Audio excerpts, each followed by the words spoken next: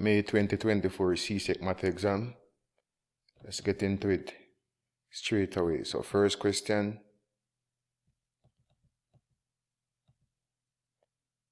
Calculate the value of 7.1 square plus 2.9 square, all square rooted.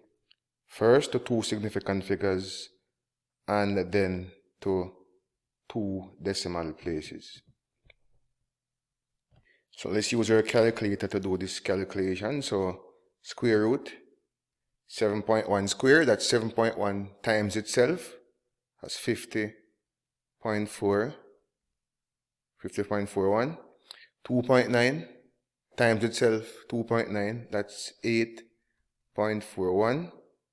So that's a square root. We add these two values, we get 58.82. And this is equal to square root of 58.82. Well, to one decimal point, well, to two significant figures, that's 7.7. And to two decimal places, that's 7.67.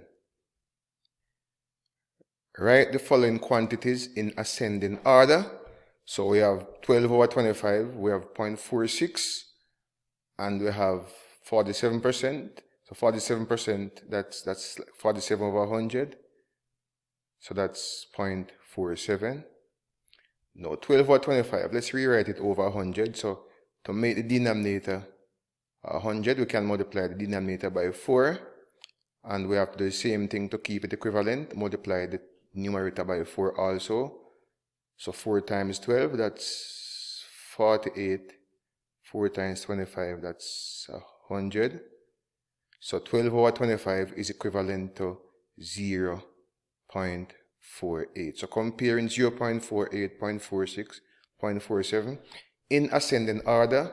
So 0.46 would be the smallest value, which is less than 0.47, which is less than 0.48, the equivalent of 12 over 25. So that would be the order. Let's move on. Mahendra and Jaya shared 7,224 in the ratio 7:5. How much more money does Mahendra receive? How much more money does Mahendra receive than Jada? So we can do this a couple of ways. So Mahendra, so the ratio there is 7:5, so it would be the total there is 12, 7 and 5, 12. So we can work out Mahendra's share. So let me use M to represent Mahendra.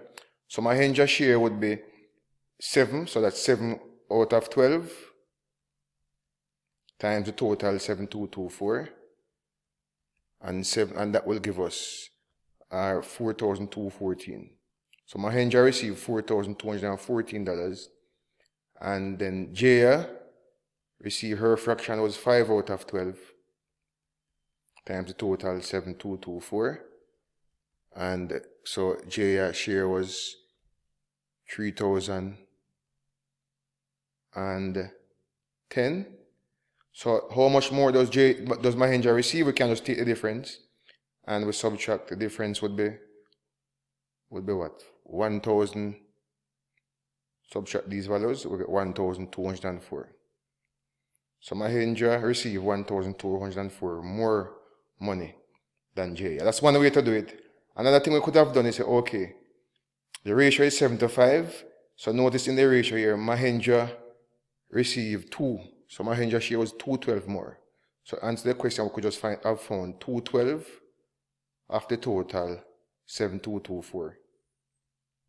And that would give us the same 1,204. So either method should work. Let's move to part C. The recent population of Portsmouth is 550,000. It is expected that this population will increase by 42% by the year 2030.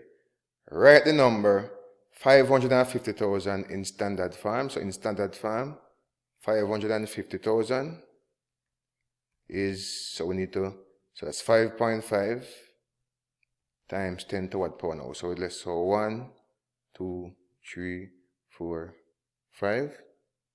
That's 5.5 times 10 to the power of 5. Calculate the expected population of Portmouth by 2030. So we are told the population should increase by 42%. So the expected population by that time would be the 550,000. And of course, we're going to add 42%. So it's as 42 over 100 times the 550,000. So it's 550,000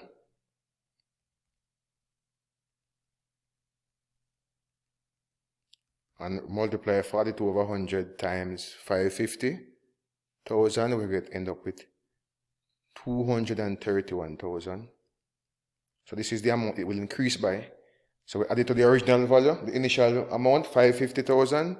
So we end up with 781,000. The graph below can be used to convert between US dollars and Eastern Caribbean dollars. Using the graph, so we have a graph here, show the relationship between the US currency and the EC currency, and we're asked to convert 2 US to EC. So 2 US, so we have to convert 2 US to EC. So we're converting 2 US dollars. The amount of EC we don't know, let's call that X. Also, we can use a graph to get a rate. Notice, let's see which one there. This would work. Notice when the EC currency is 8, the corresponding US currency is 3. So if you look at this point here in the graph, when the EC is 8, the US is $3.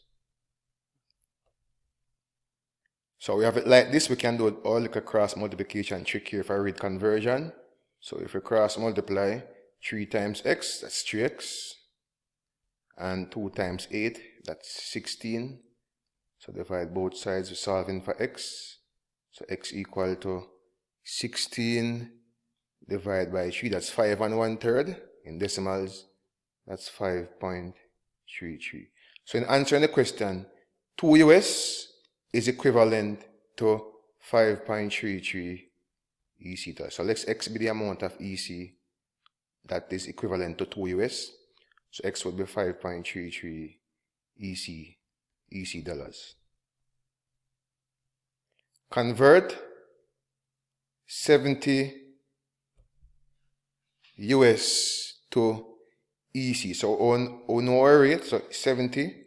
So again, US, EC. So this time is 70 US. Well, 70 EC. 70 EC. To concentrate right here. The amount of US we don't know. Let's call the amount of US Y. Or whatever letter you want to call it. We know the rate. 3 US is equivalent to 8 EC. So again, we can do a little cross multiplication trick here. Alright, so we can cross multiply, so we end up with 8y equal to 3 times 70. That's 210. Divide both sides by 8. So y, 210 divided by 8, y is 26.25. So 70 EC is equivalent to 26.25 US. So a solution there, 26.25 US. Let's move on.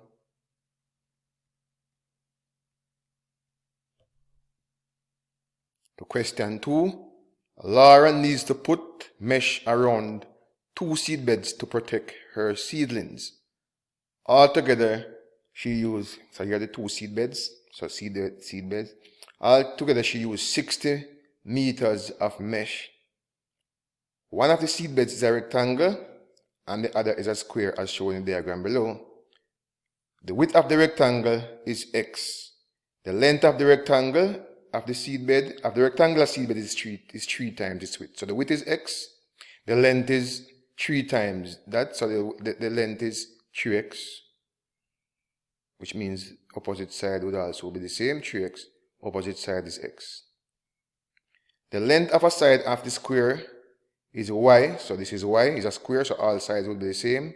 So y, since it's a square, all sides are of the same length y.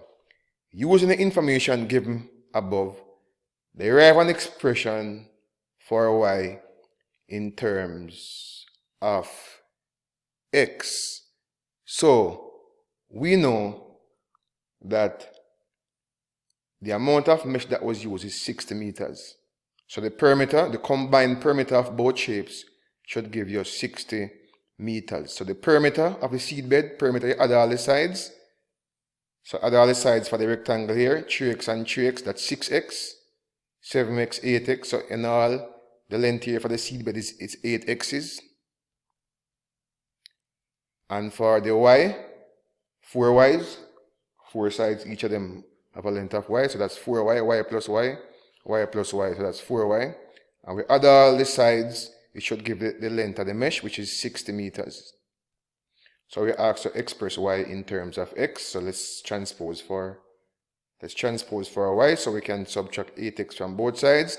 We end up with 4y equals 60 minus 8x. And then to solve for y, we can divide both sides by 4. Divide each term by 4. So divide by 4. We end up with y equal to 60 divided by 4.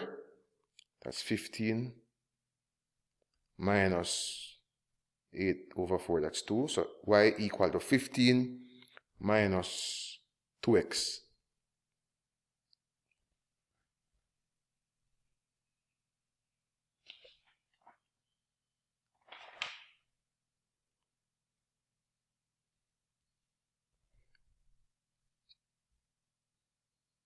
Part B, the area of the rectangular seedbed is equal to the area of the square seedbed. So the areas of the two shapes are equal.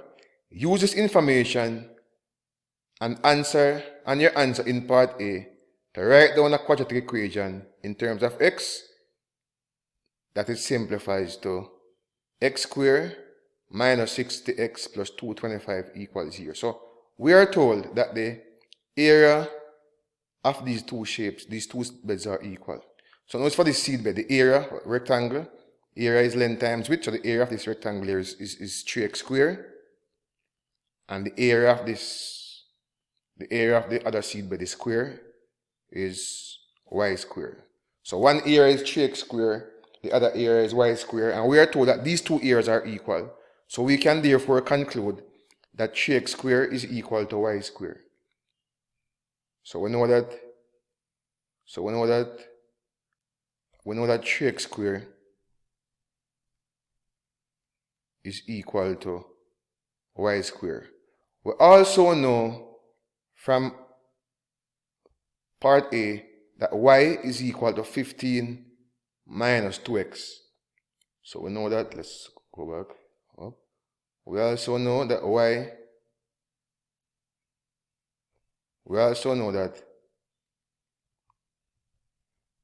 y is equal to 15 minus 2x. So we can substitute y equal to 15 minus 2x into the equation above. So into the equation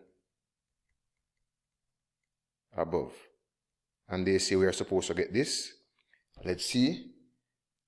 So we have 3x squared equal to y squared. So we know that y is 15 minus 2x. So substituting 15 minus 2x for y, we end up with 15 minus 2x all squared, which is equal. So therefore 3x squared is equal to 15 minus 2x times itself. To square something means to multiply it by itself, right? So let's do the expansion over here. So we have 3x squared equal to, let's expand, so 15 times itself, that's 225. 15 times minus 2x, that's minus 30x. Minus 2x times 15, that's minus 30x again. And minus 2x times minus 2x, that's positive 4x squared. So we can therefore group like terms. So here we have, let's bring over, group the 3x squared over here. So we have 0, we have 225, minus 30, that's minus 60x. And we have a 4x squared term. Group this 3x term over here, it becomes negative 3x squared. So we end up with the 0 equal to, let me just put the square term at the front. So 4x squared take away 3x squared, that's 1x squared, minus 60x, and then positive 225. Notice it's the same as what we have here. If I just turn it around, I can just turn it around and end up with x squared minus 60x plus 225 equal to 0. And then as a follow-up, part 2, we have to solve this equation using the quadratic formula. So the quadratic formula, x equal minus b plus or minus square root b squared minus 4ac all over 2a. I'll make our substitution. Now a is the x squared coefficient, so a is 1, so a is 1. B is the x coefficient, negative 60.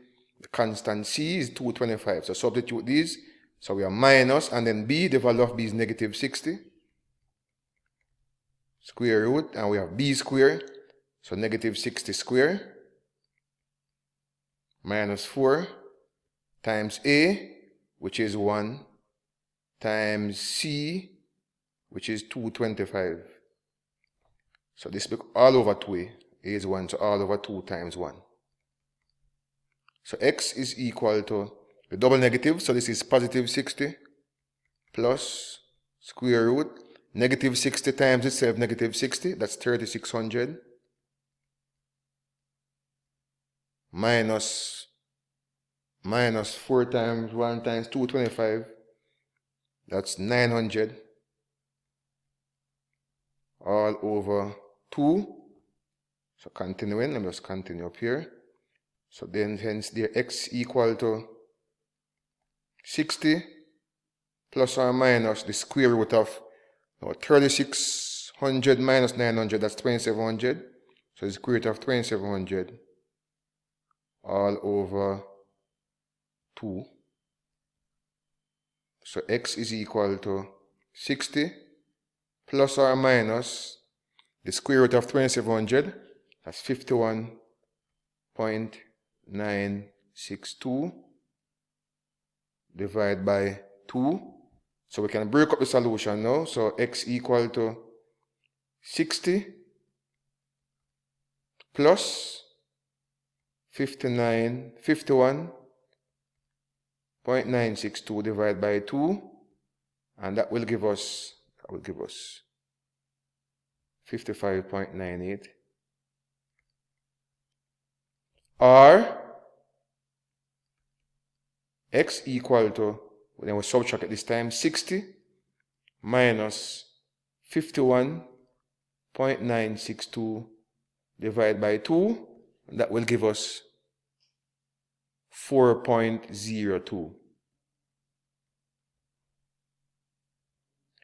Part B, well, part 3, calculate the area, the total area of the 2 seed beds. So, if you recall that we were told that the area of the seed beds were the same. So the question said the area of the rectangular seed bed is equal to the area of the square seed bed. So all we need to do is to find the area of 1, and then we multiply it by 2, since we are told they are the same area. So we can find the area, since we know the value of x, we can find the area of the rectangular seed bed. Multiply by 2, we should get the area for both seed beds combined. So the area for the rectangular is 3x squared, length times width, so 3x squared. And notice in the calculation we have 2 values for x. So we have 2 values for x, 55.98 or 4.02. Now which one do we choose? Obviously 4.02, if you recall that the length is 60. The length of the mesh used to make these rectangles is 60. So there's no way that x could be 59, because 3 times 59, I already get a perimeter that's more than 60. So x would have to be the smaller value, 4.02. Alright, so the total area, so the area for the rectangular bed is 3x squared. So let's find the area for the rectangular bed. So area of rectangle bed, rectangle, remember it was x times 3x, so it's 3x squared. And we're using 4.02, so it's 3 times 4.02 square. Now we can use our calculator to work that out.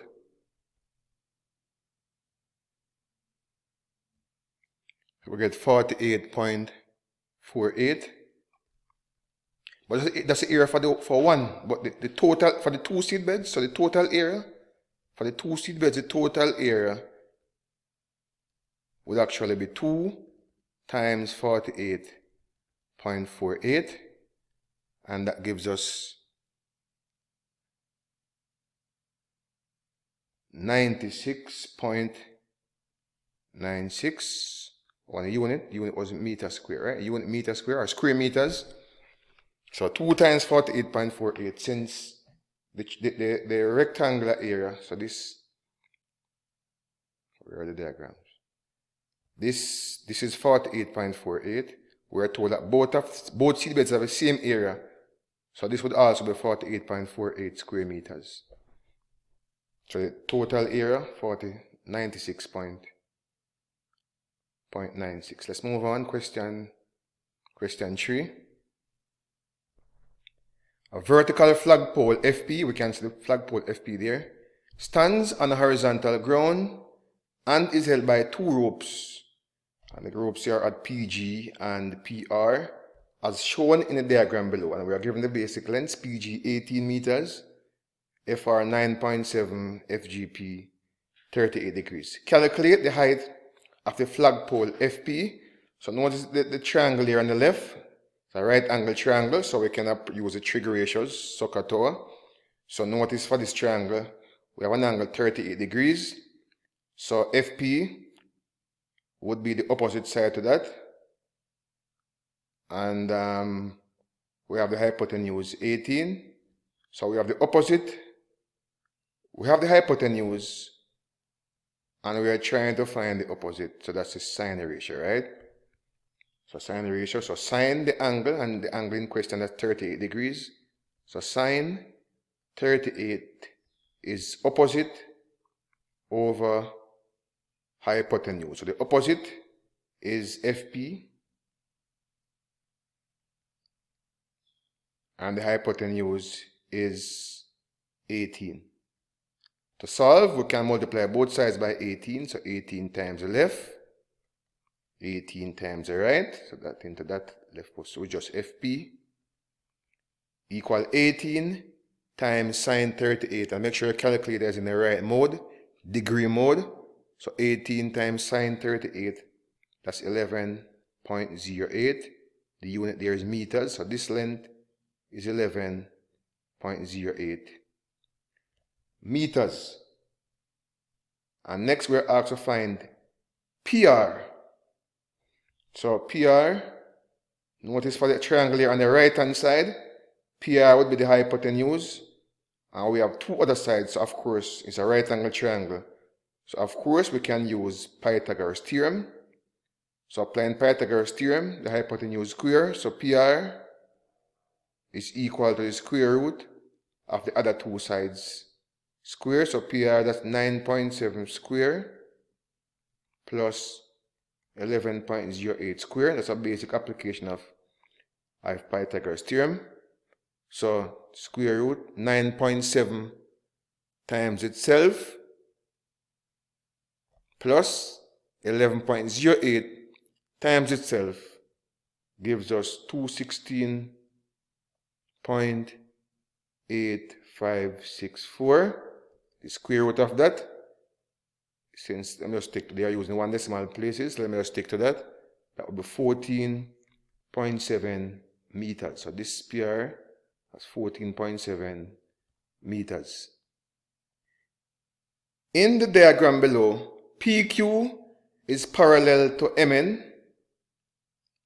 And we can see there 2 parallel lines with 2 arrows. LRT is an isosceles triangle. And SLT is a straight line. Find the value of x. So here's x. So we can use information to get some unknown angles. So we know that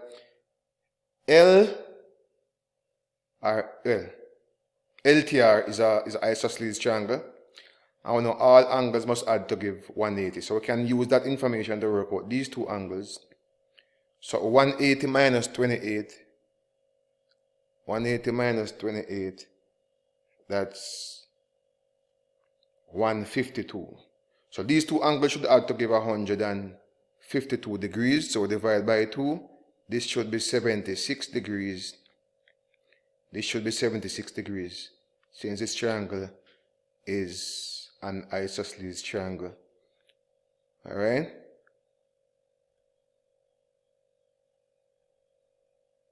Also, when you know that this angle, since PQ and MN are parallel lines, then these angles will be alternate angles. So 76, the opposite angle here would also be 76 degrees.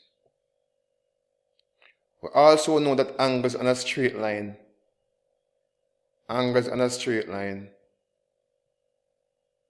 add to give 180. So it means that x would be 180 minus 76. So x would be 104 degrees.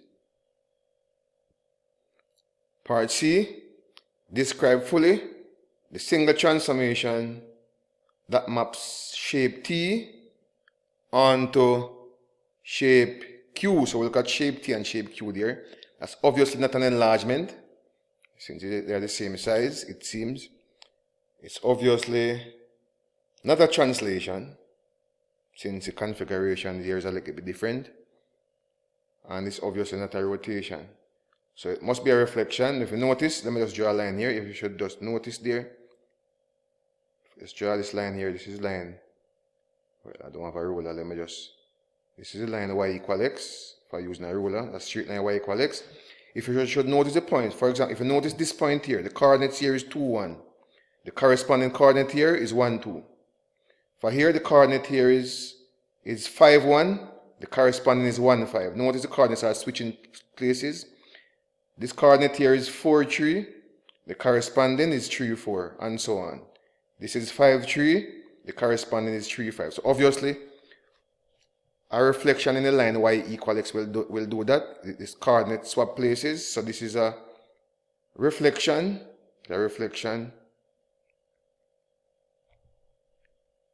In the line y equal x.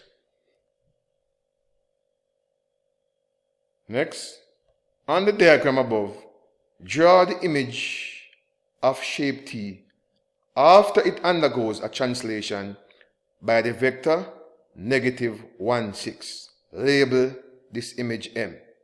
So we're going to take shape T and translate it -1, 6. Now -1, 6, remember it's in the form xy. -1, 6 means you mean 1 in the horizontal towards the left and 6 up in the vertical. So -1, 6, so 1 to the left and 6 up. So we're going to go to shape T. Shape T. Here's shape T. Alright, so each vertex, 1 to the left, 6 up. So let's take this one first. 1 to the left and then 1, 2, 3, 4, 5, 6 up. Correspond, next one, 5, 1. 1 to the left and then 1, 2, 3, 4, 5, 6 up. Or you could just add -1, 6 to each coordinate. Add -1, 6 to 2, 1, -1, 6 to 5, 1, and so on. Okay, next vertex is 5, 3. So move to 1 to the left, and then 1, 2, 3, 4, 5, 6 up. And the final one here, 1 to the left, 1, 2, 3, 4, 5, 6 up. And of course, use your ruler and you complete your shape. And we are asked to call this new shape M, right? So T was translated by the vector negative 1, 6, right? Well, negative 1, 6. So each coordinate move 1 to the left, 6 up. And we are asked to call it M. Question 4. A rectangle PQRS has a diagonal PR where P is a point negative 310 and R is a point 4, negative 4. Calculate the length of the line PR, so the length of a line, formula, length of the line in a straight line, coordinate geometry, that's x2, well, x2 minus x1 square plus y2 minus y1 square. And we can label these points. We can call this x1, y1, x2, y2. So using these labelings, substitute x2 minus x1, so that's 4, minus x1, so that's 4, minus 3, that becomes really 4 plus 3, the double negative, and then y2, that's minus 4, minus y1, which is 10, all square, so this is square root, 4 and 3, 7, 7 square 49, minus 4, minus 10, that's negative 14, multiply that by itself, we'll get 196. So that's the square root of 49 plus 196, that's 245. Square root of 245. That's 15.65 units if I'm using 2 decimal places. Determine the equation of the line PR. So if we want the equation, we need the gradient. Let's find the gradient. Common M, the gradient, the formula for gradient is y2 minus y1 over x2 minus x1. And we have them here now. In the length formula, the y2 minus y1, here it is in the second bracket here, was negative 4 minus negative 10, that was negative 14. And x2 minus x1, we had it as 4 and 3. We have it as 7 in the first bracket there. So divide, we get negative 2. We need to find C now, the y-intercept. So we're going to use y equal mx plus c. Since the equation of a straight line must be in this form. We know m is, so we substitute. We know m is negative 2. And we can substitute one of the points. Let's use negative 310. So substitute negative 310. Of course, x for the negative 3, y for the 10. Plug them in the formula here. We replace the y with 10. M is a gradient negative 2 times x. We use a negative 3 plus c. So 10. This is positive 6 plus c. Subtract 6 from both sides. 10 take away 6, 4. 6 take away 6, 0. So we are left with c. So therefore, equation of the line PR is y equal mx plus c. So m, we have m. M is negative 2, so negative 2x. And c is positive 4. Part B, two functions f and g are defined as follows. So f of x is 3x plus 1 and g of x is x squared. Find in its simplest form an expression for f of x minus 2. So f of x minus 2 simply means you go to the function f and replace the x with whatever is in the bracket. So 3 times x becomes 3 times x minus 2 plus 1, and we're asked to simplify. So expand the bracket, 3 times x, that's 3x. 3 times minus 2, that's minus 6 plus 1. So 3x minus 6 plus 1, that's minus 5. Part 2, we're asked to g of 3x plus 2 plus 10. So g of 3x plus 2, we simply go to the function g and replace the x with whatever is in the bracket. So g of 3x plus 2 becomes 3x plus 2 square, all square, plus 10. So go to g, replace the x with whatever is in the bracket, 3x plus 2. So x squared becomes 3x plus 2 square. We need to expand this. So let's expand. So 3x plus 2 times itself. That's what it means to square something. So 3x plus 2 times 3x plus 2. So expanding, 3x times itself. That's 9x squared. 3x times 2. That's 6x. 2 times 3x, 6x again. 2 times 2, that's positive 4. And we have our plus 10 outside here. So group like terms, we have 9x squared. 6 and 6, that's 12, so 12x. 4 and 10, that's 14. And that's the best we can do with it. Question 5. Mr. Morgan administered a spelling test to his class. The table below shows a number of words out of 10 that each student spelled correctly. And we have our table there. So for the data set shown above, take the mode. The mode in the group data, the mode is simply where you have the maximum frequency. So the highest frequency here is 5. So the mode is 8. Well, the highest frequency is 8. So the mode there is 5. The median is the middle number. So notice how many numbers, let's find out how many numbers we have. So the frequency, in other words, to get the median, to understand the data set, notice, for example, 5 occurred 8 times. So 5, so if you think about it, 5 occurred 8. So 5 will be occurred 8 times. So 1, 2, 3, 4, 5, 6, 7, 8. So 1, 2, 3, 4, 5, 6, 7, 8. 6 occurred 4 times. Yes, 1, and so on. And 7 occurred twice. 8 also occurred twice. 9 occurred 3 times. And the 10 occurred 4 times. If you should, that's the raw data from the table. The median is the middle numbers. Let's find out how many numbers we have here. So if you add up all the numbers, so you have 8 5s, and then 4, and then the 4 numbers, that's 12. Another 2 numbers, that's 14. Another 2, that's 16. Another 3, that's 19. Another 4, 23. So we have 23 numbers. If you can add up the frequencies, that gives you the amount of numbers. So we have 23 numbers in our data set. The median, if you have 23 numbers, the median would be, to get the median, you add 1, the position for the median, you add 1. So the position, so right, the median position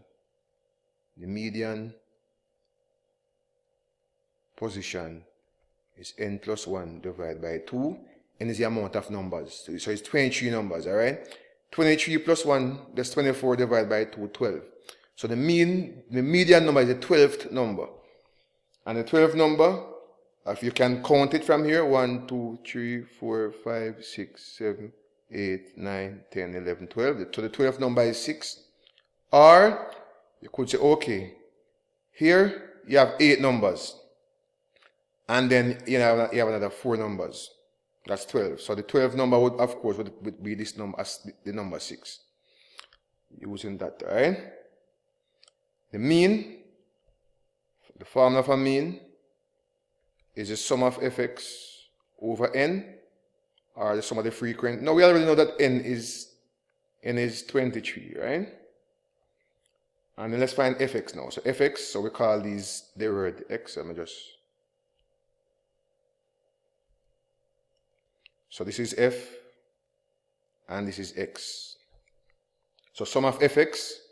So multiply each f value times the corresponding x value, and we add that, right? So f times x, so the first one, 8 times 5, that's 40. Plus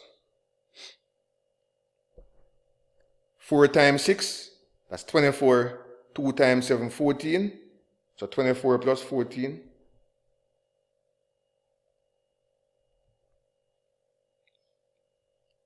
2 times 8, 16. 3 times 9, 27. 4 times 10, 40. So 16, 27, and 40. So 16, 27, and 40. Add all those values in the numerator. We end up with 161 over 23. That's 7. So the mean is 7. Let's move on. The attendance officer at a particular school recorded the time T in minutes taken by each student in a group to travel to school. The data collected is shown in the cumulative frequency curve below. So we have our curve here. What are we asked to do now? Using the curve, find an estimate of the number of students who took at most 32 minutes to travel to school. So at most 32 minutes. So we look for 32 minutes. So if you notice this thing here, it's 30, it's by 10, and it's 5 intervals. So we count the thin line, each thin line value 2. So 32 minutes will be found here, about here. Alright, so 32 minutes will be the first. That will be the first thin line. So each thin line value 2. So 32 will be here. And you use your ruler and you draw a straight line to connect to where it touches the graph. And immediately as it touches the graph, you get the corresponding value now using a ruler. Now the scale for the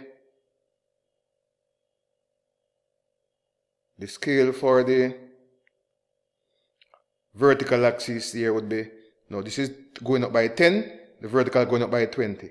So each thin line would value half of that. So notice on the horizontal, each thin line value 2.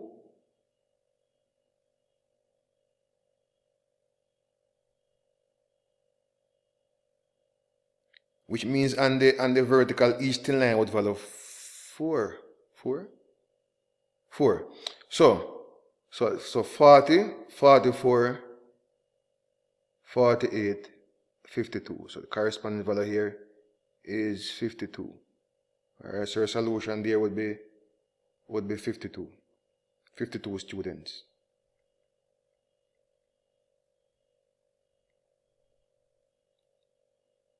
The interquartile range. Now interquartile range is actually lower quartile. The formula for interquartile is lower quartile minus upper quartile. Or some people, sorry, my bad, upper quartile minus lower quartile.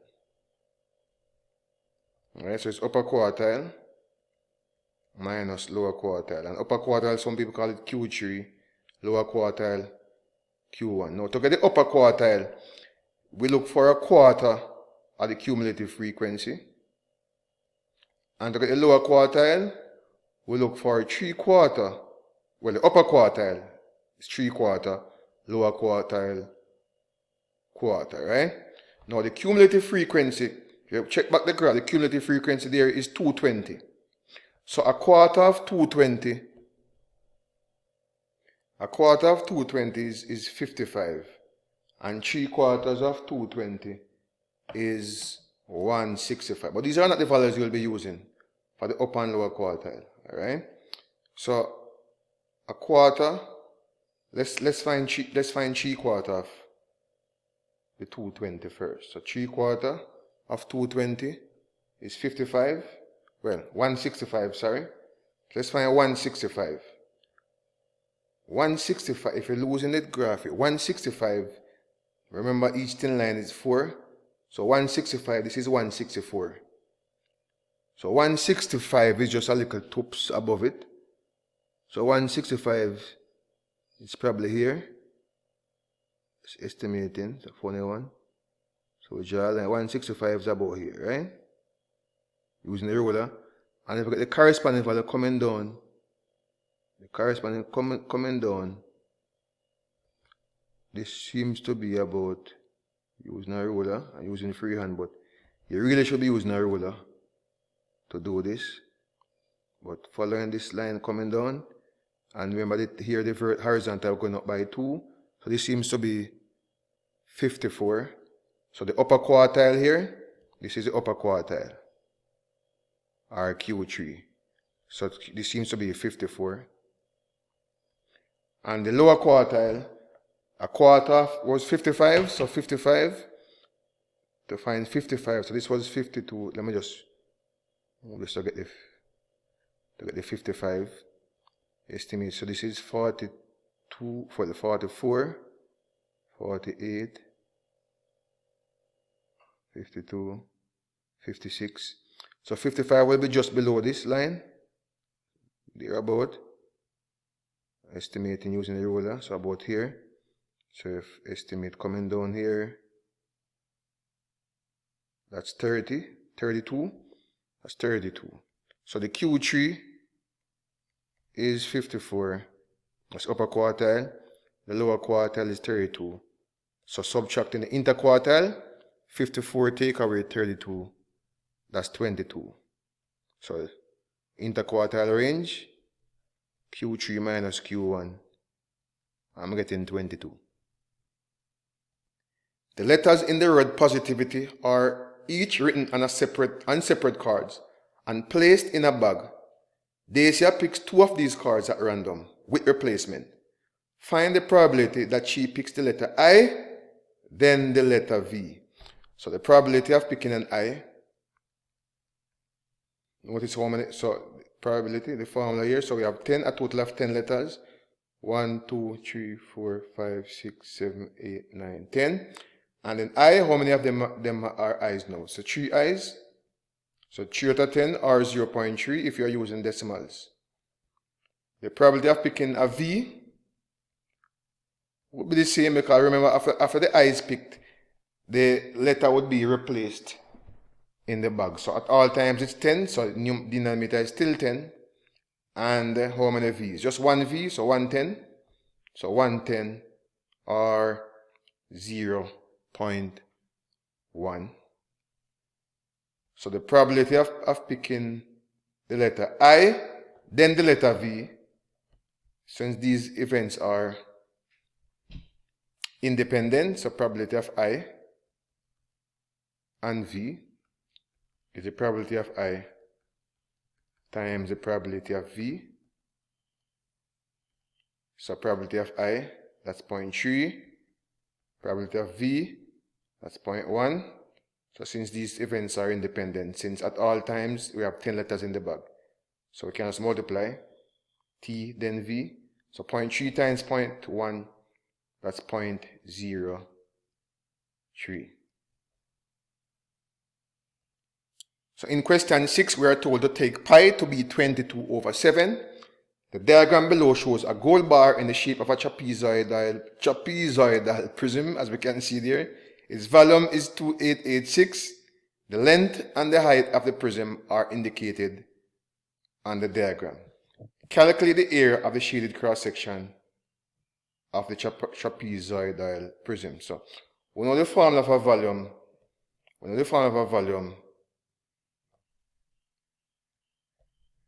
Is area times cross-sectional area times length or height, depends on the context. Notice if we should cut, yes, the length in this case, if we should keep cutting, then you'll have the same area across. So area times length. So we know the volume is 2886. We're asked to find the area. So we're asked to find the area. So when the volume is 2886,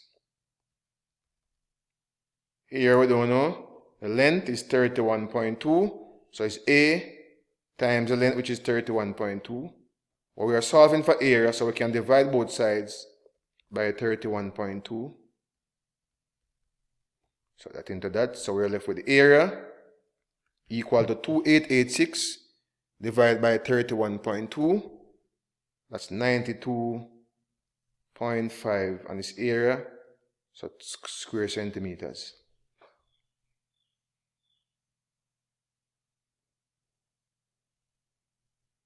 Part 2. The cuboid shaped gold bar shown below has the same volume as the trapezoidal prism shaped bar displayed in part A. Calculate the height of the cuboid shaped gold bar. So, when the volume of a cuboid, there is length times breadth times height, or length times width times height. The volume we know, the volume is the same as the volume above here, 2886, so it has the same volume as this figure. So its volume is 2886.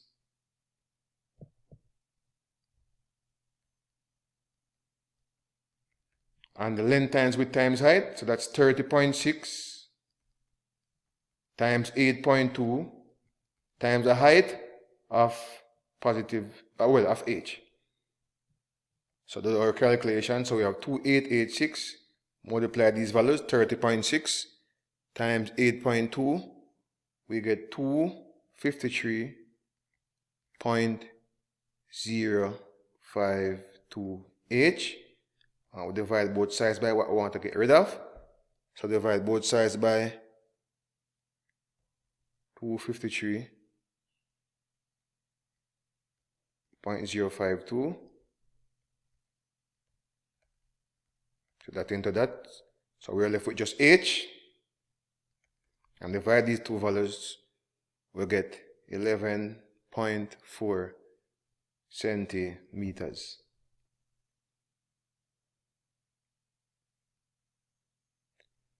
The trapezoidal gold bar is melted down and all the gold is used to make 6 identical spheres. For each sphere of gold, calculate its radius. Okay, so each of these, so this thing is melted and used to form spheres. So each of these spheres would have what volume now? So the volume, let's work out the volume of each sphere. So the volume of each sphere, so for each sphere, the volume would be, notice the volume for the original thing was 2886. It was used to form 6 spheres, so we divide that by 6. So each sphere would have a volume of 481 cubic centimeters. So to find R, so we are told here that V, for each sphere, V equal to 4/3 pi r cube. So, and the V would be 481 equal to 4/3 times pi. We're told to use 22/7 for pi times r cube. So we'll do this calculation now. So 481, we'll multiply these two fractions. 4 times 22, that's 88.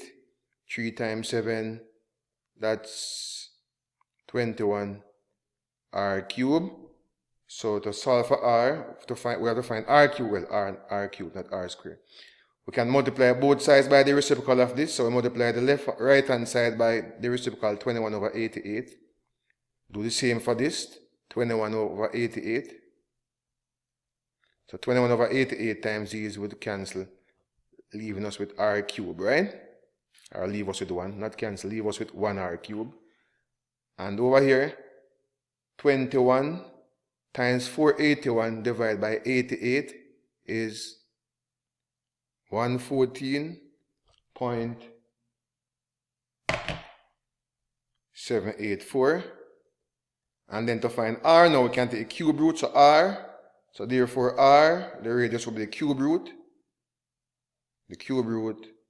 of 114.784. I raise it to the power of 1/3. Same thing. So let me just raise this to the power of 1/3.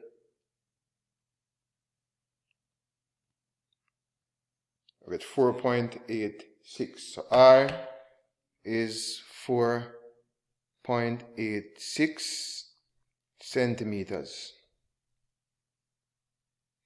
The surface area, or the formula of a surface area of a sphere, is 4 pi r cubed. So surface area is 4 pi r square. So 4, we're using 22/7 for pi. And we're using R to be 4.86. So times 4.86 square. And we end up with that being equal to 296.66 centimeter or square centimeters. Actually, it's 296.93 if I'm using 22/7, not 3.14. Let's move on. Find also its mass to the nearest kilogram, given that the density is 19.3. So we have density equal to mass times volume. So we have density equal to mass over volume. So if we want the mass, we can multiply both sides by volume. So volume times that, volume times the other side. So that into that, leave us with M. So mass is volume times density. So the mass, now we know the density is 19.3 gram per cm cube. So 19.3. And the volume, we just found the volume earlier as 296.93. No, that's not the volume. That's the area we just found. So the volume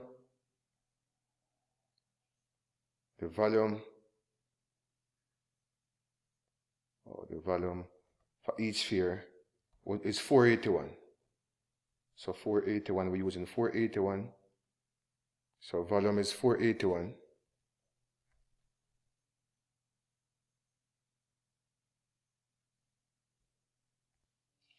Times 19.3. That gives us 9,283 grams. But we're asked to give the answer in kilograms. So to convert from grams to kilogram, we divide by 1,000. So the mass is therefore equal to 9,283 divided by 1,000. That's 9.2 to the nearest kilogram, nearest whole number. So that's 9 kilograms.